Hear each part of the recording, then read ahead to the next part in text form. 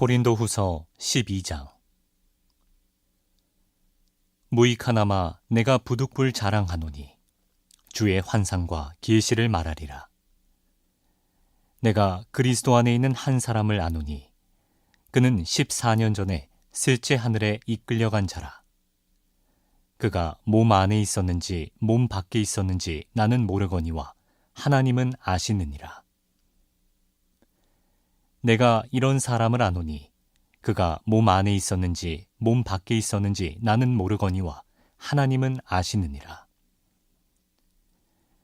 그가 낙원으로 이끌려가서 말로 표현할 수 없는 말을 들었으니 사람이 가히 이르지 못할 말이로다. 내가 이런 사람을 위하여 자랑하겠으나 나를 위하여는 약한 것들 외에 자랑하지 아니하리라. 내가 만일 자랑하고자 하여도 어리석은 자가 되지 아니할 것은 내가 참말을 함이라. 그러나 누가 나를 보는 바와 내게 듣는 바에 지나치게 생각할까 두려워하여 그만두노라. 여러 계시를 받은 것이 지극히 크므로 너무 자만하지 않게 하시려고 내 육체에 가시 곧 사탄의 사자를 주셨으니 이는 나를 쳐서 너무 자만하지 않게 하려 하심이라. 이것이 내게서 떠나가게 하기 위하여 내가 3번 주께 간구하였더니 나에게 이르시기를 내 은혜가 네게 족하도다. 이는 내 능력이 약한 데서 온전하여짐이라 하신지라. 그러므로 도리어 크게 기뻐함으로 나의 여러 약한 것들에 대하여 자랑하리니 이는 그리스도의 능력이 내게 머물게 하려 함이라. 그러므로 내가 그리스도를 위하여 약한 것들과 능욕과 궁핍과 박해와 곤고를 기뻐하노니 이는 내가 약한 그때의 강함이라. 내가 어리석은 자가 되었으나 너희가 억지로 시킨 것이니 나는 너희에게 칭찬을 받아야 마땅하도다. 내가 아무것도 아니나 지극히 크다는 사도들보다 조금도 부족하지 아니하니라. 사도의 표가 된 것은 내가 너희 가운데서 모든 참음과 표적과 기사와 능력을 행한 것이라. 내 자신이 너희에게 피해를 끼치지 아니한 일밖에 다른 교회보다 부족하게 한 것이 무엇이 있느냐? 너희는 나의 이 공평하지 못한 것을 용서하라. 보라, 내가 이제 3번째 너희에게 가기를 준비하였으나 너희에게 피해를 끼치지 아니하리라. 내가 구하는 것은 너희의 재물이 아니요 오직 너희니라. 어린아이가 부모를 위하여 재물을 저축하는 것이 아니요 부모가 어린아이를 위하여 하느니라. 내가 너희 영혼을 위하여 크게 기뻐함으로 재물을 사용하고 또 내 자신까지도 내어주리니 너희를 더욱 사랑할수록 나는 사랑을 덜 받겠느냐. 하여간 어떤 이의 말이 내가 너희에게 짐을 지우지는 아니하였을지라도 교활한 자가 되어 너희를 속임수로 취하였다 하니 내가 너희에게 보낸 자 중에 누구로 너희의 이득을 취하더냐. 내가 디도를 권하고 함께한 형제를 보내었으니 디도가 너희의 이득을 취하더냐. 우리가 동일한 성령으로 행하지 아니하더냐. 동일한 보조로 하지 아니하더냐. 너희는 이때까지 우리가 자기 변명을 하는 줄로 생각하는구나. 우리는 그리스도 안에서 하나님 앞에 말하노라. 사랑하는 자들아, 이 모든 것은 너희의 덕을 세우기 위함이니라. 내가 갈 때에 너희를 내가 원하는 것과 같이 보지 못하고 또 내가 너희에게 너희가 원하지 않는 것과 같이 보일까 두려워하며 또 다툼과 시기와 분냄과 당짓는 것과 비방과 수군거림과 거만함과 혼란이 있을까 두려워하고 또 내가 다시 갈 때에 내 하나님이 나를 너희 앞에서 낮추실까 두려워하고 또 내가 전에 죄를 지은 여러 사람의 그 행한 바 더러움과 음란함과 호색함을 회개하지 아니함 때문에 슬퍼할까 두려워하노라. 할렐루야. 오늘도 하나님의 말씀을 듣기 위해 피곤한 몸을 이끌고 성전에 나오신 우리 모든 성도님들을 진심으로 축복합니다.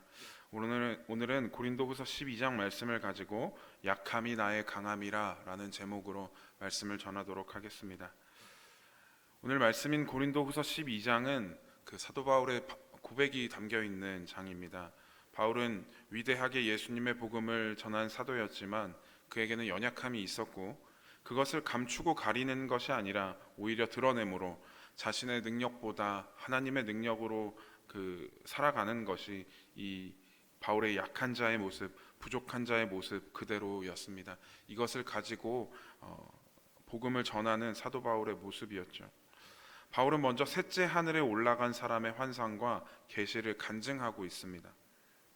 그는 하늘의 영광을 본 사람이었습니다. 여기서 나오는 이제 말투가 신비로운 체험을 한 어떤 다른 사람의 이야기를 하는 것처럼 바울이 이야기하고 있지만 바울 스스로가 겪은 일을 겸손하게 전달하는 방식으로 이런 어투를 사용한 것입니다.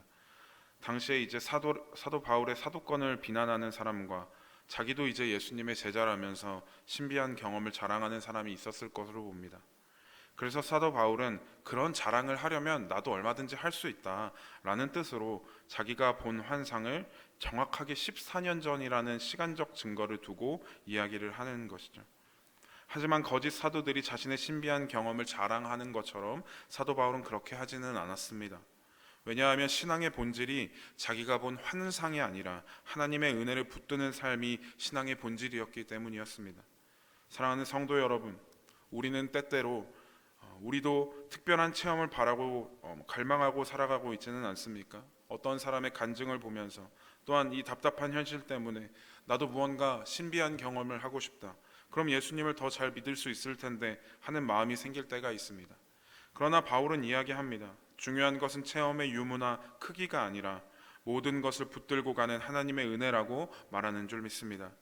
그래서 바울은 이렇게 이야기합니다. 오늘 말씀 5절 말씀을 제가 읽어드리도록 하겠습니다. 내가 이런 사람을 위하여 자랑하겠으나 나를 위하여는 약한 것들 외에 자랑하지 아니하리라. 아멘. 바울이 앞서 자꾸만 자기가 겪은 환상의 일을 3인칭으로 다른 사람을 이야기하듯이 말하는 것은 교회에서 자기 자신을 높이고 드러내는 것이 교회의 유익이 되지 않는다는 것을 알았기 때문이었습니다. 바울이 자랑할 것은 자신의 출생적, 신분적 자랑 또는 신비한 체험의 자랑이 아니었습니다. 자신의 약함을 자랑하는 것이죠. 왜냐하면 자신의 약함을 통하여 일하시는 하나님의 영광 나타남을 더욱더 소중히 여겼기 때문이었습니다. 자신이 가진 육체의 가시가 은혜의 통로가 된다는 것이죠. 바울은 자신에게 주어진 이 육체적 가시 때문에 굉장히 많은 고통을 겪었습니다. 그러면서 3번이나 하나님께 간구했습니다. 그런데 그렇게 많은 사역을 하고 하나님 주신 능력으로 많은 일을 감당했던 이 사도 바울도 도무지 참기 힘들 만큼 어려운 아픔이었고 힘든 아픔이었다는 겁니다. 그러나 주님의 대답은 분명했습니다. 내 은혜가 내게 족하다. 이는 내 능력이 약한 데서 온전하여짐이라 라고 이야기하셨습니다. 사도 바울이 이 음성을 들었을 때 얼마나 청천벽력 같은 일이었겠습니까?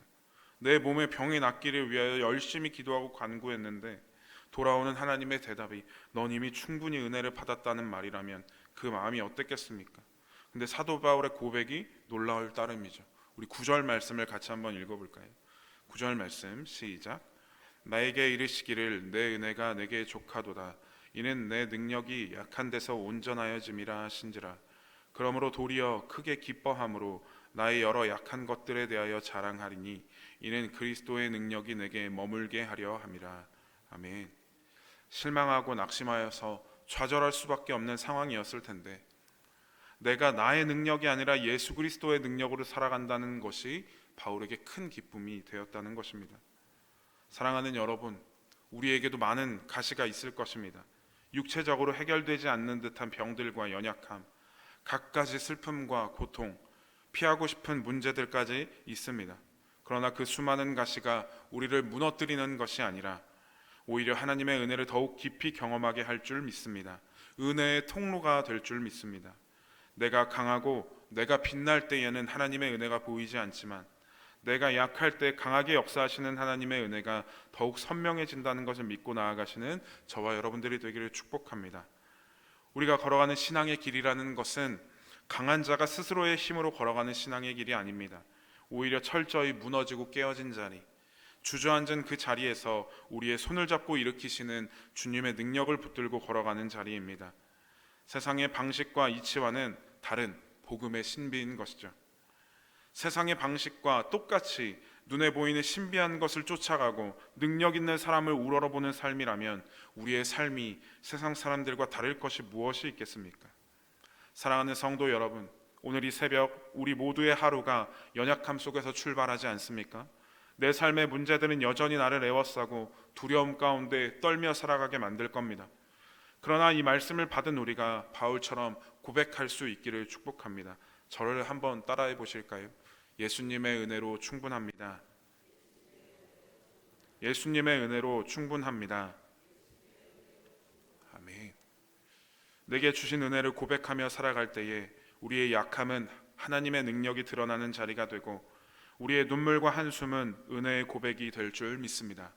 저와 여러분들이 하나님의 능력의 통로로 사용되고 그것을 통해 충만한 감사와 기쁨이 넘치는 삶 다 되시기를 예수님의 이름으로 축복합니다.